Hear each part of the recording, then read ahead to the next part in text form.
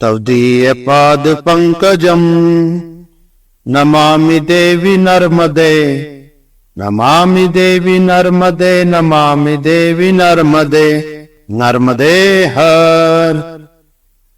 ओम श्री गणेशाय नमः। ओम श्री परमात्मने नमः। नर्मदा पुराण नवा अध्याय नर्मदा उत्पत्ति स्नान फल वर्णन। श्री मार्कंडे जी बोले, अब दूसरे प्रलय का व्रत मैं तुमसे कहता हूँ, ध्यान से सुनो। पहले चराचरात्मक जगत द्वादश सूर्यों से जब जल गया, तब सब प्रकार से नदी, तालाब और समुन्दर भी क्षय हो गए। मनुष्य वस्त्रकार से रहित तथा सर्व मर्यादाओं का विनाश हो जाने पर अनेक रूप वाले इंद्रधनुष से शोभित मेघों से संपूर्ण आकाश भर गया। फिर सब जल पूर्ण हो गया। तदंतर सब समुद्र में होने पर सारे जगत को उद्रस्त कर भगवान शंकर अपनी प्रकृति का आश्रय लेकर सो गए। योग स्वरूप वहाँ प्रजापति हजारों युग तक समुद्र में प्रविष्ट होकर सोते हैं। वहाँ अनेक बिस्तरों से युक्त निर्मल चमकीले शयन कक्ष में सो रहे उन महात्मा सतनीक महादेव शंकर को भृगु सनत आदि ऋषियों ने भी, जो ब्रह्मलोक निवासी है, देखा। विश्व रूप धारणी वह नारी तथा विश्व रूप वह महेश्वर, ये दोनों ही खूब झटकर सोए थे। उस अव्यय अविनाशी प्रकृति व पुरुष को मैंने भी देखा। पश्चात उस देव के चरणों के समीप पदम लक्षणों से लक्षित सुंदर कटी भाग वाली उस देव के चरणों को दबाती हुई उस सुंदरी कन्या को भी मैंने देखा। सुंदर निर्मल वस्त्रों से आच्छादित नाग रूपी या गोपवित्र धारण किए हुए सब आभूषणों से भूषित कमल नयनी श्यामा सिंध प्राय 16 वर्षीय कन्या को मैंने देखा। नर्मदे हर नर्मदा पुराण का अगला अध्याय सुनने के लिए मेरे चैनल धर्म यात्री को सब्सक्राइब करें, बेल आइकन पर प्रेस करें। मैया की महिमा को अन्य लोगों तक पहुँचाए, वीडियो को शेयर करें। नर्मदे हर। इस प्रकार 1000 युग तक सुंदर विदुषी यह नर्मदा सोए हुए उन देव देवेश की आराधना कर रही थी। इस प्रकार चारों वेदों के हरे जाने पर ब्रह्मा जी भी अपने मानस पुत्र भृगु आदि के साथ अविनाशनी श्री शंकर की स्तुति कर रहे थे। राजन, बड़ी भक्ति से वहाँ स्वरूप स्थित श्री शंकर की ईश वंदना विषयक मंत्रों से स्तुति कर रहे चारों वेद सहसा समुद्र में लुप्त हो गए। वेदों के लुप्त हो जाने पर अज्ञान अंधकार से युक्त भगवान ब्रह्मा सोए हुए शंकर को जगाते हुए उपस्थित हुए। ब्रह्मा ने कहा, सबके पाप ताप हरने वाले हर पीले नेत्रों वाले पिनाग महेश्वर, तुम उठो। मुझे दिव्य ज्ञान के रूप में प्राप्त वेद रास जिसमें मैं सृष्टि का कार्य पूर्ण करता हूँ वह लुप्त हो गई है। अतः उन्हें पाने के लिए मैं तुम्हारी स्तुति कर रहा हूँ। दिव्य अदिव्य चराचरात्मक संपूर्ण संसार लौकिक अलौकिक वह सभी वेदों में व्यापक है। वेद ज्ञान से मैं ही अतीत और वर्तमान के पदार्थों का स्मरण कर उनकी सृष्टि करता रहा हूँ। वेदों के बिना मैं स्वयं सदा मूक अंध और जड़ के समान हूँ।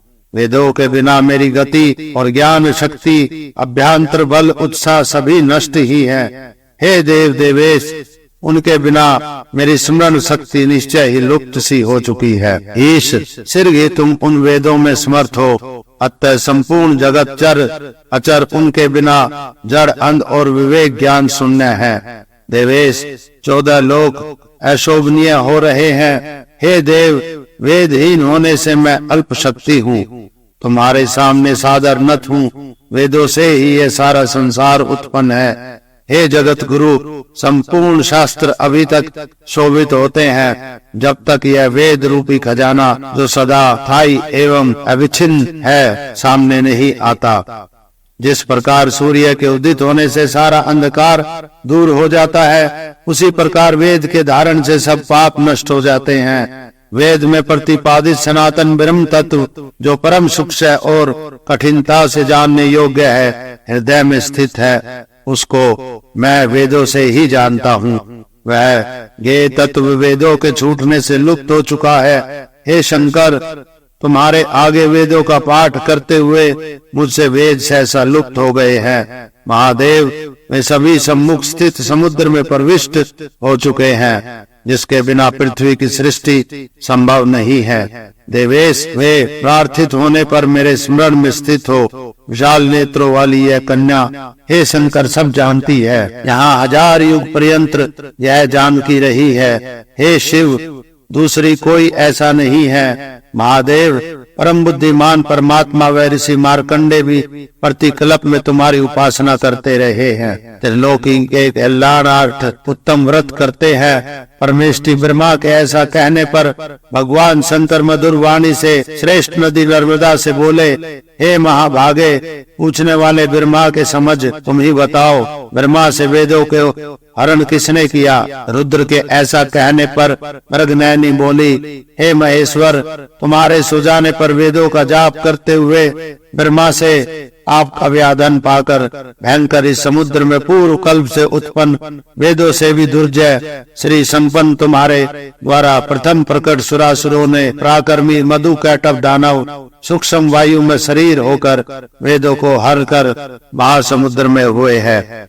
महातेजस्वी श्री शंकर ने अमृता नदी श्री नर्मदा के वचन सुनकर देव श्रेष्ठ शंख चक्र गदाधारी श्री विष्णु का स्मरण किया। महाराज, देव श्रेष्ठ यह विष्णु जी सब देवताओं से पूजित और दानवों को विनाश करने वाले हैं।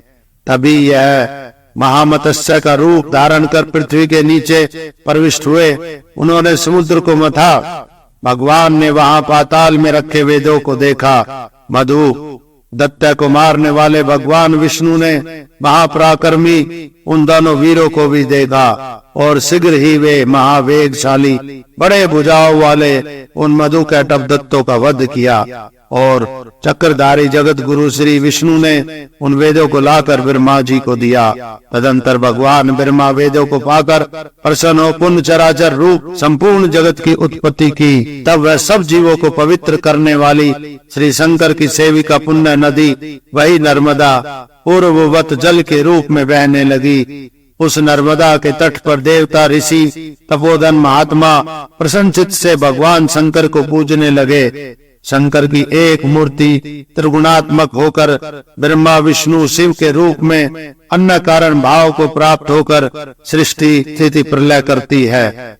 इन तीनों मूर्तियों में जो अज्ञानी भेद दृष्टि करते हैं, उन पापात्मा पुरुषों को धर्म और सिद्धि की प्राप्ति कैसे संभव है? इसी प्रकार ये तीनों नदियां रुद्र से उत्पन्न हुई है। एक होकर भी गंगा नर्मदा सरस्वती रूप से 3 भेद वाली हो गई है। सब पापों को नष्ट करने वाली गंगा तो वैष्णवी श्री विष्णु की मूर्ति है। रुद्र के शरीर से उत्पन्न श्री नर्मदा भी सब पापों को विनष्ट करती है और तीनों लोकों में प्रसिद्ध दिव्य रूप वाली कामना से यथेच्छ गमन करने वाली देवी ब्रह्म शक्ति संपन्न श्री सरस्वती की मूर्ति वाणी को विभूति के लिए स्थित हुई है।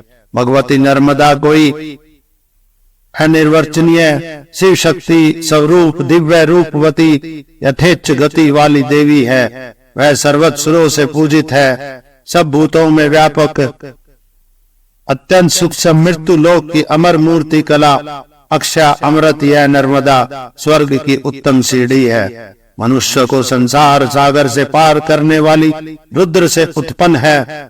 जो पुरुष यह नर्मदा का जलपान करते हैं वे सब पाप समूह से मुक्त हो जाते हैं। अनादिकाल से चले आ रहे संसार का परित्याग कर स्थिर परम शुद्ध मोक्ष स्वरूप भगवत पद को प्राप्त करते हैं। जैसी गंगा वैसी नर्मदा ठीक वैसी ही सरस्वती है। स्नान दर्शन तथा स्मरण से इनका पुण्य फल समान ही कहा गया है। वरदान से यह महाभागा नर्मदा विद्वानों के द्वारा श्रेष्ठ बताई गई है। दयालु अंतकरण से यह माता अमृत रूपा है।